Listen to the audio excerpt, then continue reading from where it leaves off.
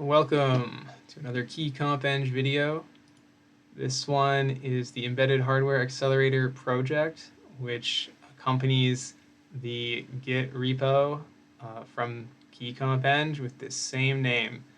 So it all lines up. This project was part of my advanced computer architecture class, and I completed it from January to April. I did the project myself because one guy with a vision using Copilot is a lot faster than necessarily a stranger that you don't know. So I wanted to just code as much as I possibly could at full speed, and I designed the project myself after we were given a list of research papers.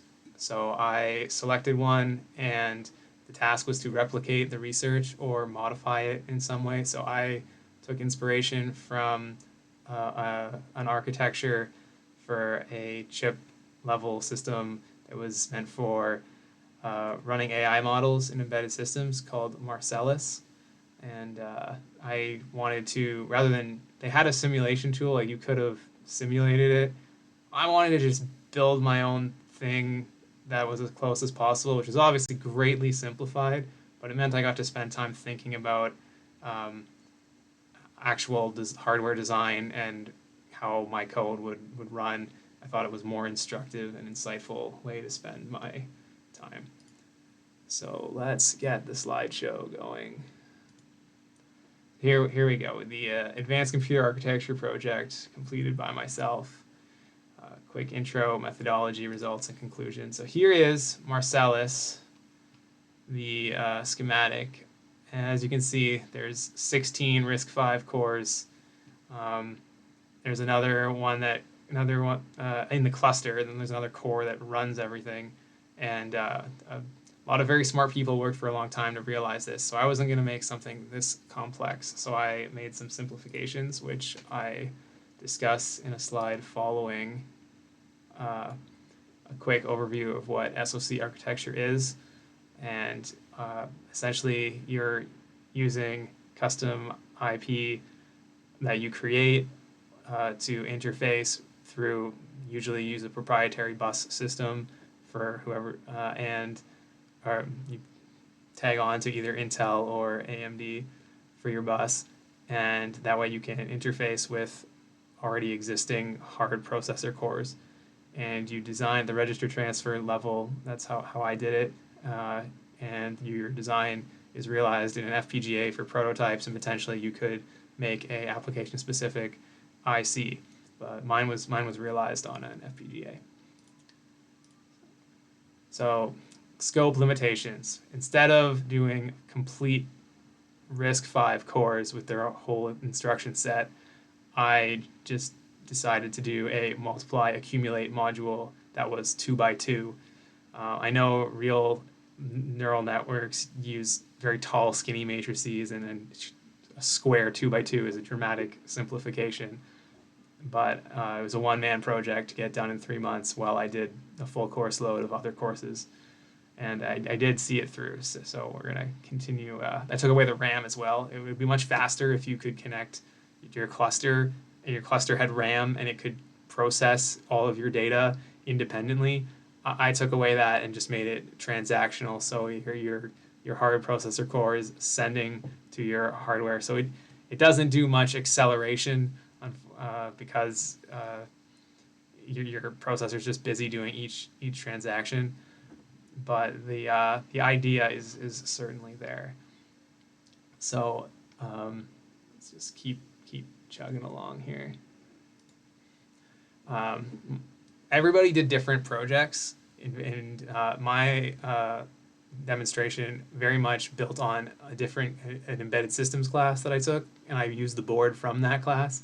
So it was important to discuss more base level what I was doing, because everybody had wildly different projects, and that's why there's just a very broad overview of saying that the hardware gets easier. When I designed the multiply accumulate module and I parameterized how large it was very easy to just add more to keep things as simple as possible. Each core has a bus connection, and effectively only the largest size cluster exists with a full bus, and through software, I simply pretend that the other cores aren't there and force all the traffic through the smaller bus to the fewer number of cores. I have this lower bullet about hardware compile times were a substantial burden. At one point, I was encountering half-an-hour routing phases. I learned that most of that was caused by my use of the bus IP being a little flawed, and I was able to improve the design so that the routing was less complicated, and then the compile times went down to 8 minutes. Let's wiggle me over again. So in order to run my hardware, I had to write software to create. I had to create data structures and fill them with data, and then parse that data structure into make sure that I was assigning my data that I wanted to do the run the multiply accumulate core. It needed to all be mapped out in 4 lined up words of memory.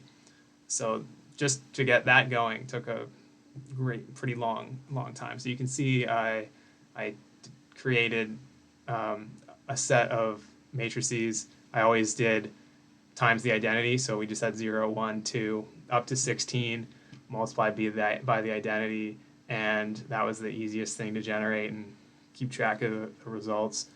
And then you can see the printout of it getting parsed through for the multiply accumulate operation. So the reason this first one here is 0, 0, 1, 0 is you get the row 0, 0 and then the column 1, 0. So if you only have one core, you've got to do 4 operations just to get your way through one matrix. So as you expand, you end up needing fewer transactions or fewer, depending on how many cores are in the cluster. So let's keep going here. So tying this back to the hardware. The hardware was extremely simple.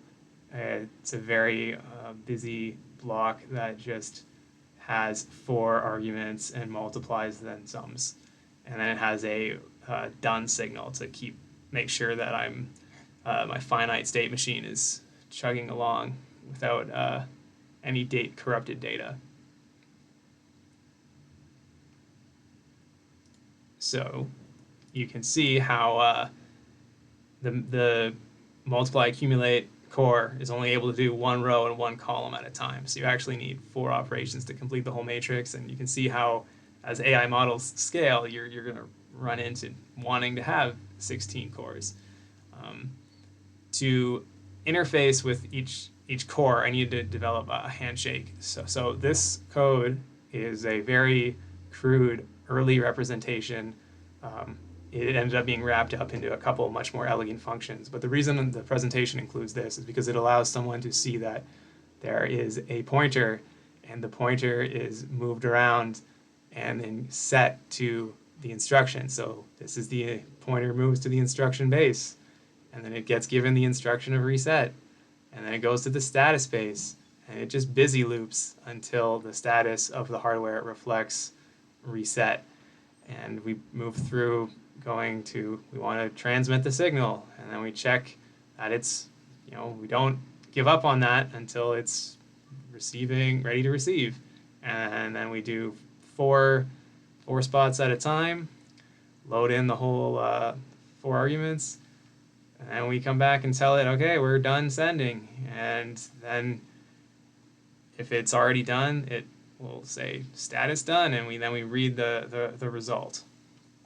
So what that looks like in practice is a lot of checking your status. So these giant columns represent the cycle.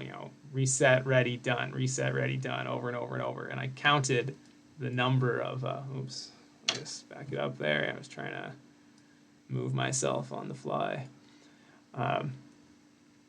Counted the cycles, and the idea is as the function that parses through the data and sends it down to each core, depending on how you tell it how many cores you've got, and it eventually takes fewer and fewer cycles or fewer and fewer transactions as you add more and more cores.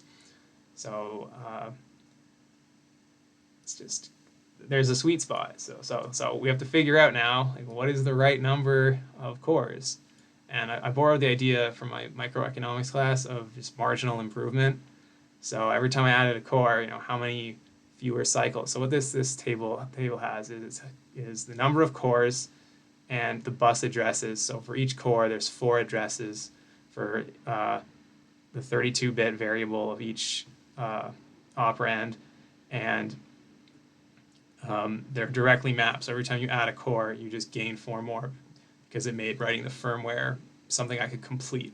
I wanted to throttle the bus and the cores independently, and I realized that the software I would have to write to keep up with that was probably not going to get done in time. So this was the way to solve the problem, making sure the project was completed.